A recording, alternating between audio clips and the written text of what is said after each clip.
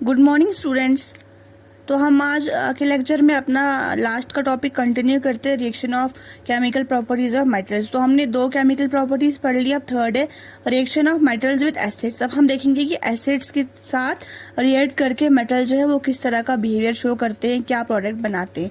तो मेटल जब कोई भी मेटल जब वो है वो किसी एसिड के साथ रिएक्ट करता है रिएक्टेंट साइड में, तो वो सॉल्ट प्लस हाइड्रोजन देता है प्रोडक्ट साइड में। तो यहाँ पर हमने नोट करना है, यहाँ पे हम खाली डाइल्यूट एसिड यूज करते हैं। डाइल्यूट एसिड का मतलब क्या होता है? ऐसा एसिड जिसमें हमने थोड़ी सी क्वांटिटी ऑफ वाटर जो है वो ऐड किया है। तो डाइल्यूट एसिड हम यूज क्यों करते हैं? डाइल्यूट एसिड हम इसलिए यूज करते हैं क्योंकि डाइल्यूट एसिड थोड़ा क्या होता है, उसकी थोड़ी मतलब वीग्रेस नेचर उसकी कम होती है, यानी एसिड जो होता है वो बर्निंग प्रोड्यूस करता है। तो अगर हम कंसंट्रेटेड एसिड का यूज करेंगे तो उससे क्या होगा, उससे जो है एकदम से रिएक्शन होगी और हम जल भी सकते हैं, फायर कैच हो सकती है सराउंडिंग में जहां पर ये रिएक्शन हो रही है। इसलिए जो है हम हमेशा क्या करते हैं, हम जो है एज अ प्रिकॉशन फॉलो करने के लिए हम जो है डाइल्यूट एसिड यूज करते हैं, कंसंट्रेटेड एसिड यूज कभी नहीं करते हैं। अगर हमने कंसंट्रेटेड एसिड को यूज किया मेटल के साथ रिएक्ट करने में तो एकदम से जो है पूरा सराउंडिंग, पूरा अपार्टमेंट जो है, जो जहां पर भी लेबोरेटरी, जहां पर आप लोग एक्सपेरिमेंट कर रहे होंगे, वो फायर कैच करेगी। तो इसका ध्यान रखते हुए मेटल जब डाइल्यूट एसिड से रिएक्ट करेगा तो वो सॉल्ट एंड हाइड्रोजन बनाएगा। Let us see by example. जैसे कि आयरन जो है वो hydrochloric acid, dilute hydrochloric acid से रिएक्ट करता है तो वो क्या बनाता है, आयरन क्लोराइड, और हाइड्रोजन गैस इवॉल्व होती है। आयरन क्लोराइड क्या है, ये सॉल्ट है। इस तरह से एल्यूमिनियम जब हाइड्रोजन क्लोराइड के साथ यानी हाइड्रोक्लोरिक एसिड के साथ जो है रिएक्ट करता है तो वो क्या बनाता है, aluminium trichloride and hydrogen gas evolve होती है। Iron chloride and aluminium chloride, these both are salt, और हाइड्रोजन गैस यहाँ पे इवॉल्व होती है। और कैसे इवॉल्व होती है, in the form of bubbles. जब आप टेस्ट ट्यूब में एक्सपेरिमेंट करेंगे तो वहां पे आपको एक टेस्ट ट्यूब टाइप की, तो वहां पे आपको बबल्स जो है वो नजर आएंगे। बबल्स क्या इंडिकेट करते हैं, इवोल्यूशन ऑफ हाइड्रोजन गैस।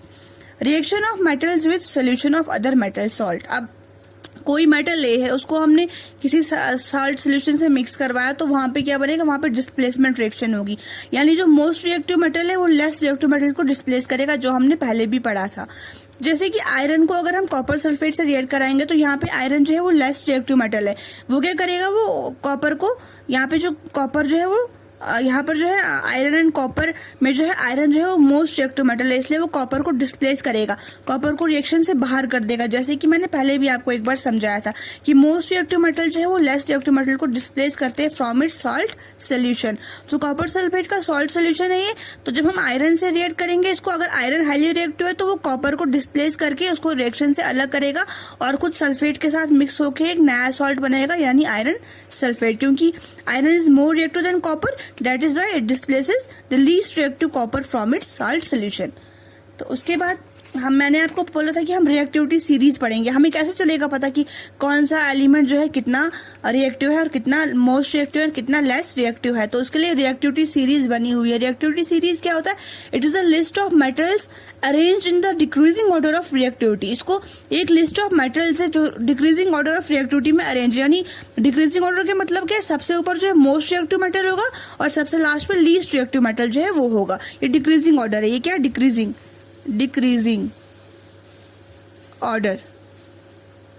तो सबसे रिएक्टिव है हमारा पोटेशियम, सोडियम, कैल्शियम, ये तीन जो है मोस्ट रिएक्टिव मेटल्स है। इसलिए हमने पढ़ा है कि हम कभी भी पोटेशियम या सोडियम को जो है इस तरह से एनवायरमेंट में नहीं रखते, उनको हम हमेशा जो है केरोसिन में डिप करके रखते हैं।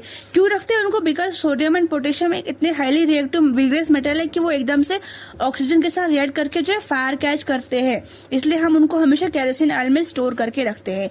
तो बाकी फिर ये magnesium, aluminium, zinc, iron, lead, hydrogen, copper, mercury, silver and gold. तो ये हो गए हमारी रिएक्टिविटी सीरीज।